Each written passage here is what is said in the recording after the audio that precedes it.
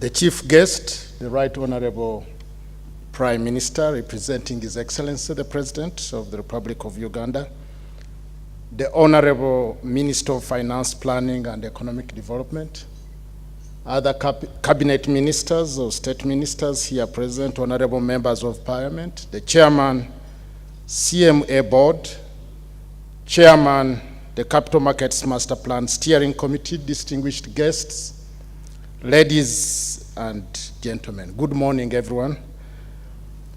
I am delighted to be here this morning to participate in the launch of the Capital Markets Master Plan.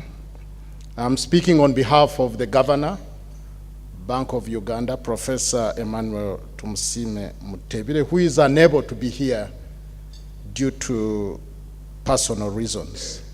The Governor is the Chairman of the Financial Markets Development Committee, FMDC.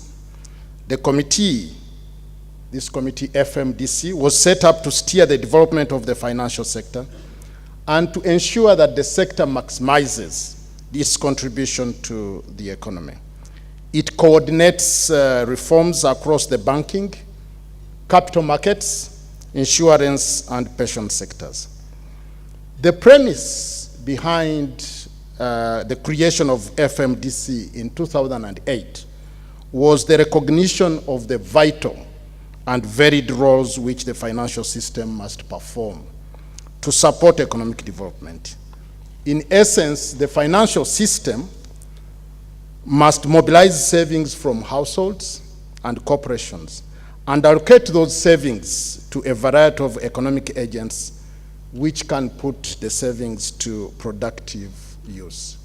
In addition, the financial system must also provide other financial services which are needed in a modern economy, such as payments and insurance services. Savings are scarce in a developing economy.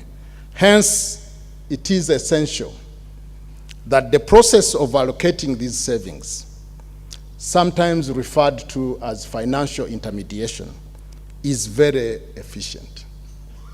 As demands of investable funds far outstrip supply, the task of the financial sector and financial sector is to ensure that these scarce resources are allocated only to those firms and households which are best able to use them productively, and in doing so, to generate income for the savers who have provided the funds, for example, in the form of interest or dividends.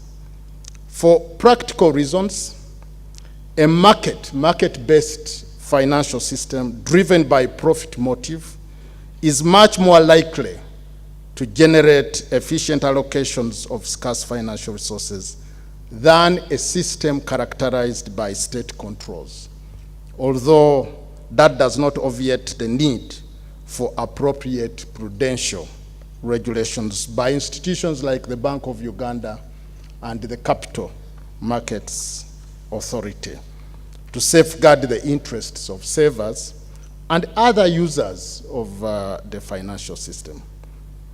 While we recognize that financial markets are characterized by market failure, it is often very difficult in practice for governments to correct those market failures. An important component of the financial system is the capital market, which entails funds being mobilized by firms, institutions, or the government directly from savers through the issuance of equities or bonds. Although market-based financial systems are sometimes contrasted with bank-based systems, this is in some respects a false dichotomy. The capital market is not a substitute to the banking system. Instead, capital markets and the banking sector are complements, but each catering for different needs of the economy in terms of financial services. In particular, efficient capital markets are much better suited than commercial banks to provide long-term finance to corporate and public sector. The capital market is also better placed to accommodate the needs of investors, both institutional and personal, who require long-term assets and have a higher appetite for risk than is typical for depositors in commercial banks.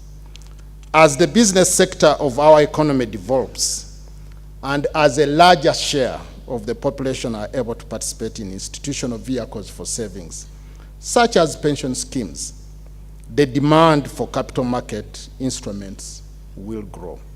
In this regard, I would like to note that one of the most important reforms for stimulating capital market development in this country is the genuine reform of the pensions sector, so that all pensions providers licensed by the Uganda Retirement Benefits Authority can compete on a level playing field to manage both the mandatory and voluntary pension contributions.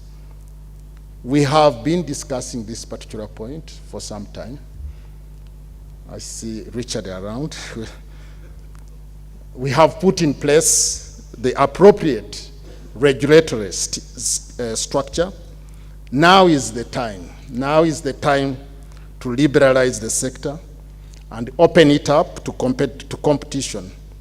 Monopoly is never conducive to the vibrant growth of a market. So to conclude, I would like to commend the Capital Markets Authority for their efforts to spearhead the preparation of the master plan for capital market.